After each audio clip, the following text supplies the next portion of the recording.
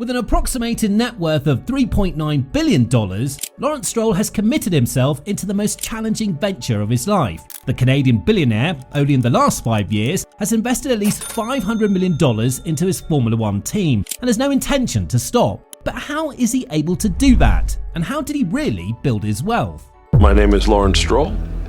I am the chairman. The story of Lawrence Sheldon Strulovitch, better known as Lawrence Stroll, began on July 11, 1959 in Montreal, Canada, where he was born. Unlike other self-made billionaires, Stroll didn't start from nothing, and while Lawrence's recent fame comes from motorsport, his fortune has nothing to do with cars. His father, Leo Strulovitch, was a successful importer in the fashion industry. And here comes the first big shock. His wealth actually stems from the world of fashion. At the age of just 17, Lawrence was already deeply committed to entrepreneurship. His father gave him the opportunity to help him expand the Pierre Cardin brand in Canada. This was in the early 80s, a time when luxury brands were starting to establish themselves globally. And after his first successful challenge in the 90s, Lawrence made a pivotal move by securing his first deal with Ralph Lauren to sell the brand in Europe. But he didn't do it alone. He teamed up with Chinese businessman and friend Silas Chow, who would go on to become a billionaire in his own right. Together, they built Ralph Lauren from the ground up in Europe. Their strategy was simple. They lowered the quality of the products and reduced the price to initially attract the masses to buy the brand. This transformed the American company into a global powerhouse.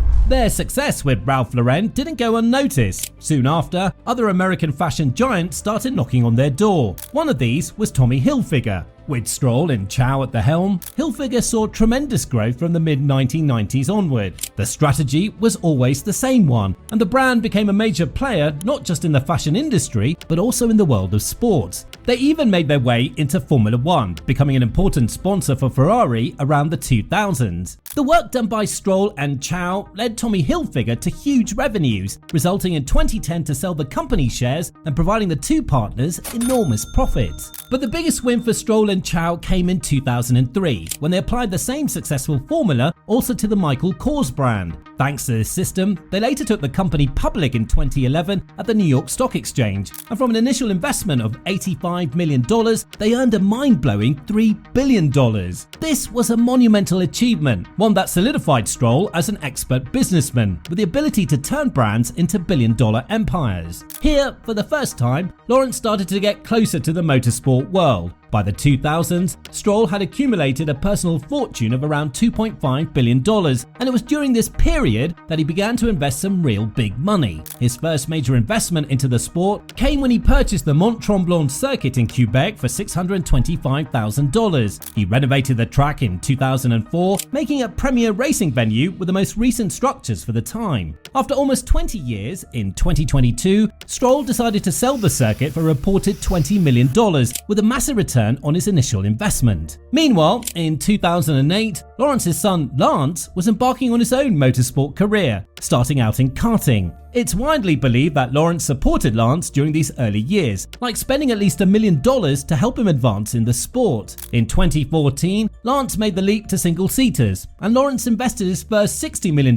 into the Italian junior team Prema, securing Lance a strong platform for his career. 7 years later, when the investment wasn't useful anymore, Lawrence sold his shares of the Prema team to a Swiss company called DC Racing Solutions, which controls the Iron Lynx team in various motorsport categories. He transformed once again what may have seemed like a whim into a real deal. But this isn't the end of Lawrence Stroll's involvement in motorsport. It's just the start. In 2017, Stroll made another significant move, investing $80 million to secure a seat for Lance at the Williams F1 team. This was a bold move that ensured the young Canadian driver a place in Formula 1. But Stroll didn't stop there. In 2018, he took things a step further with an extremely intelligent play. He bought the entire Force India F1 team, which was literally about to fail. One of the main reasons why he bought the entire Force India team for $118 million was that soon the budget cap would have been introduced into the sport. That would have granted the possibility to sell the team again in case things didn't go as planned. It was a move with a very limited risk, and Lawrence knew it. Now, he made the biggest move of his entrepreneurial career at the time. He bought and saved the Force India team that was in real trouble, and he did it at a lower price. Exceptional strategy? Well, the only thing that wasn't that great was the rebranding of the team into the magnificent pink Racing Point. Seriously, Lawrence, what were you thinking? By the way, with this acquisition, his son's Lance spot on the grid was practically guaranteed, as his father owned the team he was racing for. But the master plan didn't stop there. In 2021, Lawrence made another massive investment, this time leading a group of investors in a $235 million deal to acquire the iconic Aston Martin brand. Afterwards, the Racing Point team was rebranded as Aston Martin, bringing with it the classic and elegant Aston Martin racing green. In the same year, Lawrence made another big move, signing four-time world champion Sebastian Vettel from Ferrari. In 2023, they added Fernando Alonso to the roster, replacing the retiring German driver. These two drivers, with their impressive resumes, were undoubtedly expensive hires, each commanding top-tier salaries, but for Lawrence, it was all part of the plan. However, as we take a deeper look into Aston Martin's recent development, it becomes clear that Stroll's ambitions go far beyond the track. Over the past few years, he's invested an additional $260 million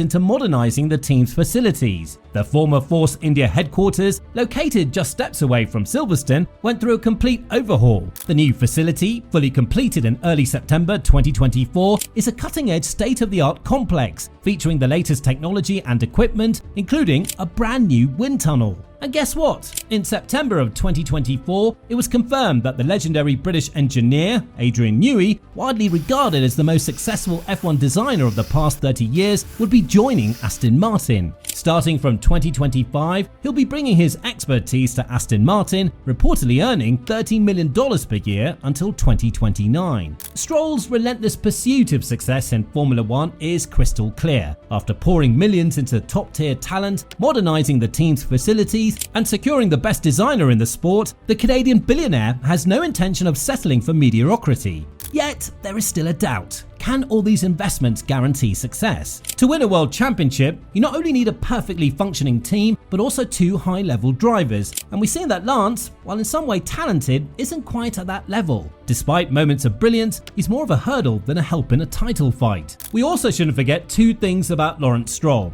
He and his trusted team have secured exclusive engine support from Honda. The Japanese manufacturer guaranteed some important results with Red Bull in the latest years, bringing in valuable technical experience to Aston Martin. And rumours are swirling about a potential move for Max Verstappen to Aston Martin. Yes, because at the new Silverstone-based team, the Dutchman would be able to reunite with Newey and Honda, which he worked really well during the Red Bull years. But that raises a tough question. At Aston Martin, there are only two seats, so who would step aside? Fernando Alonso, chasing his third world title, or Lawrence Stroll, the owner's son? Alonso's contract runs until 2026, with an option to extend to 2027, while Lance, well, there have been rumours that the Canadian has considered leaving the sport a couple of times, though nothing has been made public. Now, with Newey's arrival and major regulation changes on the horizon, it's hard to imagine Lance without a seat. Regardless, Lawrence Stroll's success is undeniable. From his early years in the fashion industry to his ventures in motorsport, only time will tell if he can pull it off again. The fact that even Toto Wolff had invested in Aston Martin in the early stages shows he has some level of faith, and maybe he's seen something we don't. Whether or not a future world title is in the cards, Lawrence Stroll has certainly revived again the former Force India team, now Aston Martin, giving thousands of employees the chance to work and shine their talents. And so, what do you think? Will Stroll achieve his mission? And are we about to witness a Lance Stroll era of dominance?